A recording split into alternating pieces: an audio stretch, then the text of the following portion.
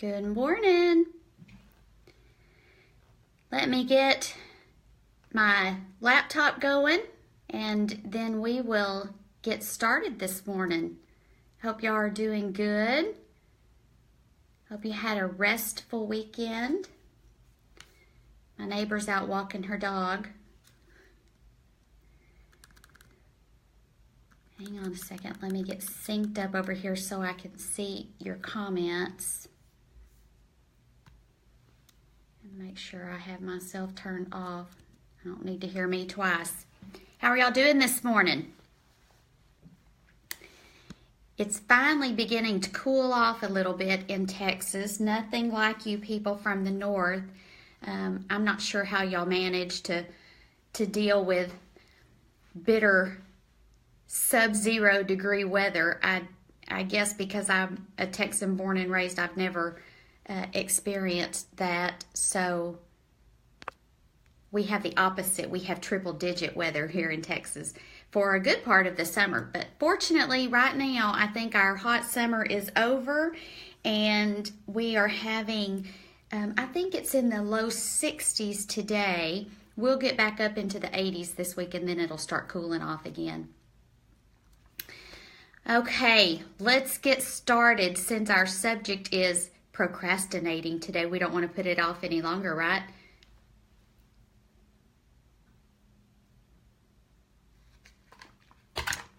It's been a rough morning already. As you can imagine,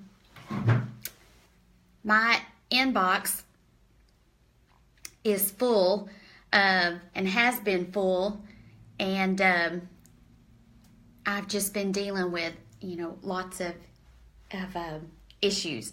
So it's gonna be a multi-cup coffee day today. But let's talk about procrastinating. I looked up the definition of procrastinating, and it says it's to avoid a task, put off something until the last minute, or delay what needs to be done. I think most of us are guilty of that from time to time. And so I started thinking, I'm not normally a procrastinator. I'm usually the person that I want to tackle it, get it done well in advance because I don't want to have to worry about it. But I find that when I do procrastinate, it's usually the things that tend to overwhelm me. That's what I put off. A task that isn't, that big a deal to me, it's not something that stresses me out, I'll go ahead and do it in a timely manner. But if it's something that either I'm not sure how to do it, or I just don't want to do it, or I'm positive that it's going to take a lot out of me, those are the things that I tend to procrastinate on. So let's talk about some of those things. It's things that it's inevitable. We're going to have to do it. So we either face it now or we face it later. And so if we're a procrastinator, and that's even a hard word to say, we tend to put it off. I'll deal with it later. I don't have time. I don't want to deal with it right now. If it's something we dread doing, then procrastinating on it just makes it get bigger and bigger. It's looming out ahead of us, and so looking at it is overwhelming, so we put it off, and then it pops its ugly head again, and now it's even bigger and even more overwhelming, so we put it off. We always find a good reason to not deal with it right now. Reason or excuse, maybe. Okay, I don't like doing laundry. Maybe that's your thing you procrastinate on. So you start to do the laundry, but then you get on these rabbit trails of other things that distract you from doing the laundry, or you come up with reasons, or maybe you do the laundry and you take it out of the dryer and you say, I don't want to fold it right now. I don't have time to fold it right now. I'll fold it up later. And next week, that clean laundry is still sitting there waiting to be folded.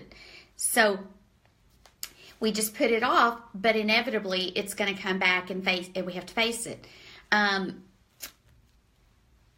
to break the cycle of procrastinating is a really hard thing to do. I think it's a habit that we tend to form, and it's a way we self-regulate. Anything that we don't feel comfortable dealing with right now, we put off, and it's out of sight, so I don't have to think about it right now. I want to ask you to think this week about maybe this.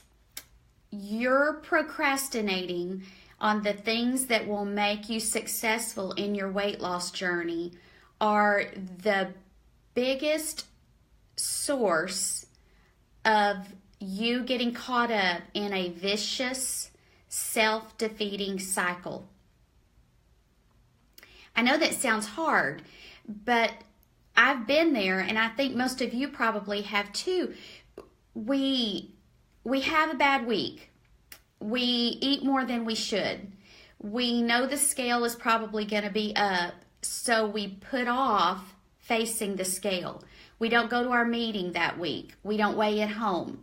And then instead of addressing the issue or addressing the consequences of our poor choices this week, we delay it. Sometimes we delay it into a second week and a third week. And then what do?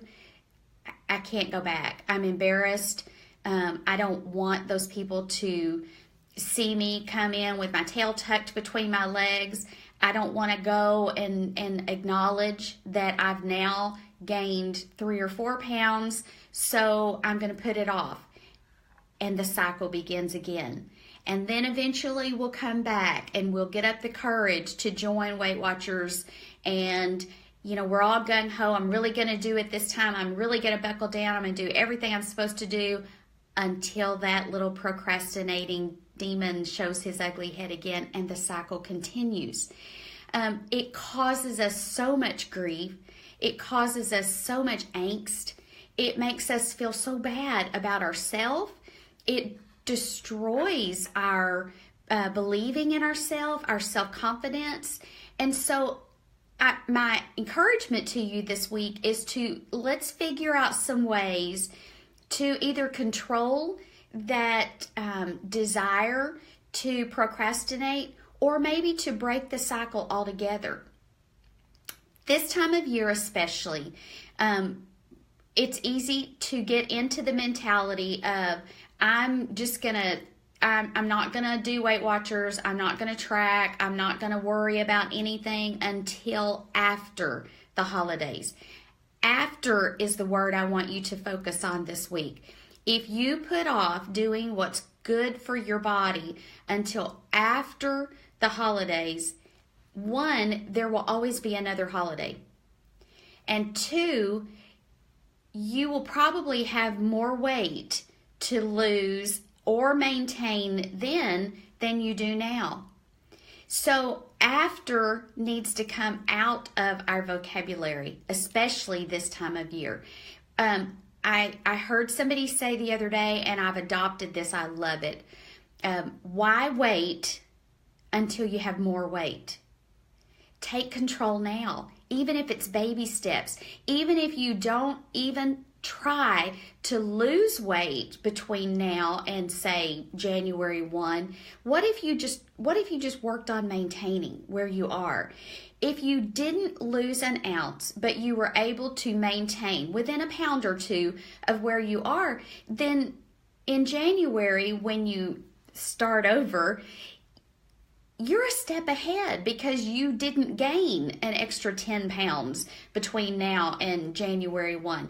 So if you don't think that you can commit to being disciplined and focused, or whatever the case may be, if you don't think you can lose weight between now and January 1, then I challenge you to at least concentrate and put in the effort to just maintain. Why wait for more weight? Just don't do it. Okay, so here are some suggestions that just, brainstorming a little bit, I was able to come up with these, and I'm sure you'll have lots more, and I'd love to hear them. But just some ideas. Okay, first of all, Stop punishing yourself. If you didn't get your shopping done to meal prep this week, don't punish yourself by saying, okay, well then I can't do the week. I didn't do it right. I didn't do 100%, so I'm just not even going to try. I'm a loser. I can't do this. Okay, put that out of your mind. That was yesterday. It's over. How about break it down, whatever your task is. Do it in 15-minute increments. Tell yourself, for the next 15 minutes, I'm just going to dedicate my energy to this task. Turn the TV off, get all the distractions out of the way, set the timer if you have to on your microwave or your oven or a kitchen timer or something. But for 15 minutes, tackle that task. And here's what I encourage you to do. Take the hardest part of it first. If you get the hardest part out of the way, suddenly that overwhelming mountain starts shrinking and it's not quite as overwhelming as it was before. So do the hardest part first and do it for 15 minutes. At the end of that 15 minutes, get up and walk away. Go reward yourself. Have a cup of coffee or sit down and watch a few minutes of TV or read a book or do something to reward yourself. And then in a little bit, get up and do 15 more minutes of it. I'm going to practice what I preach. I have a quilt that I have to get done by Christmas. I don't want to do it. It's not one I enjoy doing. So I've been procrastinating on that quilt. I've been putting it off, and I've done other quilts instead.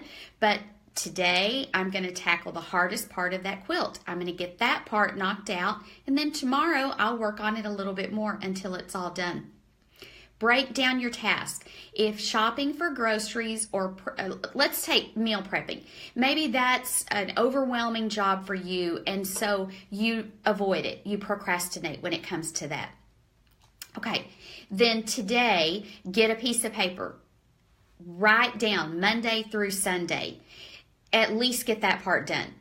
Write down breakfast, lunch, dinner, and snacks. Get your outline done. Put it in a place in your kitchen where you walk by and see it often. Leave a pen laying there.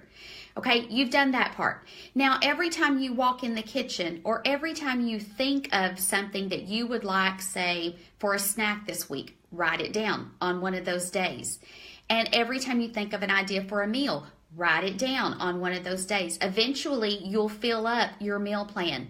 Then you can make your grocery list from that meal plan, but you're not having to do it all at once. Save that meal plan. Once you get 2 or 3 or 4 of them, just rotate them. And then if you have something that week that you don't like and you think, I don't want to do it again, mark that one out and replace it with something else. But then you're not having to recreate your wheel every week and you're not getting so overwhelmed. Here's the biggest thing. It doesn't have to be perfect. It just has to be done. Stop requiring yourself to be perfect.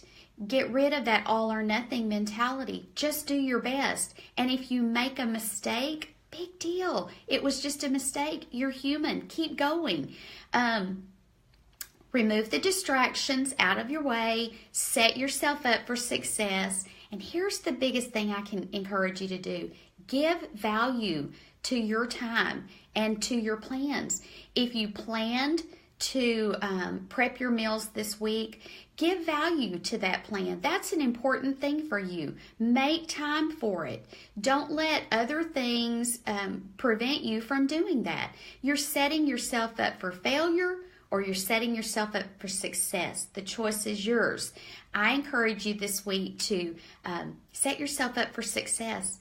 Find ways that you can break down that cycle of procrastinating so that you can feel like you've done something good. And I think you'll find that once you stop letting yourself get so overwhelmed by it, it won't be so difficult to follow through on.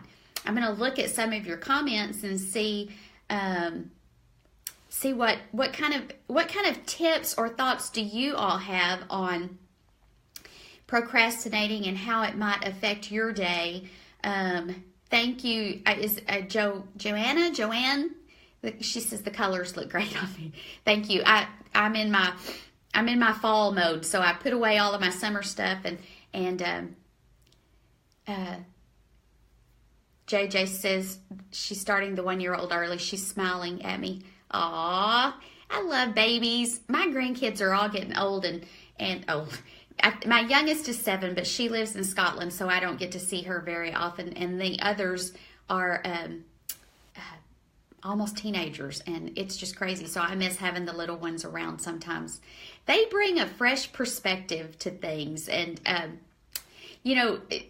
talking about little ones and procrastinating, have you ever noticed... JJ's going to post about the sting technique. That would be awesome. I'd love to hear it. Have you ever noticed with kids, when they don't want to do something, they just have a tendency to throw a little fit? Maybe you tell them to put something up and they say no, or they throw it down. We do the same thing. We just sometimes do it to ourselves. We're only hurting ourselves when we throw that little fit, but we still do it. Diana says, I've been in a pretty bad slump, painful situations in my family, so I want to express it in bad eating choices. We all do that. We're all here because we have allowed food to become a way we medicate, a way we reward, a way we hide. I said it before and I'll say it again. If hunger isn't the problem, then food isn't the solution. I've done it too. I've eaten my pain. I've medicated with food, and it doesn't make me feel any better. It just makes me feel worse. It may make you feel a little bit better in the moment, but the morning after isn't worth that moment of satisfaction that you get. So, food is so powerful when we give it too much power. But just, find other ways. Go online, find a friend to talk to, somebody that you're comfortable venting with, somebody who will be honest with you and tell you, put the ice cream up. That's not going to make you feel any better. It's just going to make the scale go up, and then you're adding guilt to your already emotional self. So food isn't the answer. You are the only you ever get. That's true, Connie. We get one chance to do this in life. Now we get many opportunities to correct our course, but we only get one body. If we wear it out and abuse it, we don't get another one. So do what you can to take care of yourself. You're the only person who's going to take care of your body. You can't give that responsibility to somebody else. Perfection is impossible. It absolutely is impossible. We're human. We're going to make mistakes. Don't strive for perfection. Just strive to do your best. And sometimes your best is just your best in this moment. Do what you can until you can do more. If all you can do with your meal planning is breakfast, then just plan your breakfast for the week. And then once you've got that down, add another meal. And then you'll eventually have your whole day planned. And that's why I said save your meal plan for the week and then do another one. And then just rotate those in and out. It doesn't have to be perfect. It just needs to be consistent. And, just break it down. Don't require more of yourself than you're capable of doing. Think of all the reasons why instead of why not. Boy, isn't that the truth? I mean, we could make a list of the reasons why we need to take control. I try to count my blessings every day, and those are my whys. The fact that I can get out of bed in the morning, the fact that I'm not in the hospital. We have members dealing with major medical problems, and I'm not one of those. And so I'm incredibly blessed, and I don't take that for granted. But I had to stop taking my body for granted. I'm getting on up there, not as young as I used to be, and things that used to come so easy now require more effort. And so I think I've told y'all before, I was sitting at my breakfast table one day and I watched a neighbor get out of her car and walk to her house, and it was such a struggle for her because her body had been abused for so long. And I sat there that morning and thought, I have to stop doing this to my body. I have to take better care of me. And I encourage you to do the same thing. Just do it one little bit at a time. Don't let yourself get overwhelmed at the big picture. Connie says, I write down just a couple of things a day to do. No stress if I don't get it done, but I do it completely. I love lists. I'm a list maker. And then I try to prioritize the things that I have to get done today, the things that I would like to get done today, and then the things that if I have time, I'll add those too. But lists don't do us any good if we don't check things off of that list. So I like lists. I think we just need to, pay attention to it a little bit. Write down a couple of things a day to do. One thing I've learned is that by doing my best, this is moving so fast I can't read it. It just disappeared on me. I'm sure it was really good. Let's see. Candace, I have a frame print of Ann Voskamp quote in my office. Fire your perfectionism and your procrastination will quit too. Boy, that's good. That's almost worth ending on. Fire your perfectionism. Doesn't have to be perfect. It just needs to be done. Share with us on the board today and tomorrow, maybe in the coming week, of some things that you do to try to keep yourself on track, to keep from procrastinating. If you're struggling in an area where procrastinating is really doing a number on you and you want to share it with us, then maybe somebody will have some ideas. What I don't want you to do is use the Facebook group as a way to procrastinate from doing what you should be doing. We love to hear from you. We love to see you, but we got to get that laundry done and we've got to get those meals ready, and maybe we need to get out and walk. So use the Facebook group or any social media as your reward. If you go walk for 15 minutes, then you get to come sit down with a cup of coffee and chat with us for a while. But do what needs to be done first, and then do what pleasures us second. And then when you do sit down to have a chat with us, you won't be feeling guilty because you won't have a mountain of laundry staring at you because you already did that, right? Have a great day. Be kind to each other. Remember that we do not post Weight Watchers proprietary printed material in our Facebook group. If it was given to you by Weight Watchers because you are a paying member, and it's a printed material, you cannot take a screenshot of it and post it in the group. That's trademarked material and we aren't allowed to share that. It's a violation of our members agreement, so those will be deleted. So if you post one and all of a sudden it vanishes, that's why. You can talk all you want to, you can discuss all you want to, but we can't share proprietary information. It has nothing to do with not being kind to each other. It has to do with being kind to the people that we agreed to not do that. So have a wonderful week, and let me know how you do. If you were able to overcome your procrastinating self sometime this week, Connie Bowen, that's my niece, so I can tease her. Let me know how you did. Thanksgiving's coming up. Everybody's got a big schedule. I know we all tend to get overwhelmed at, everything that we have to get done for that day. So break it down. But let me know how you did. I'm curious to see what kind of things y'all come up with. I will see you on the board, and I hope you have a wonderful Monday. Bye.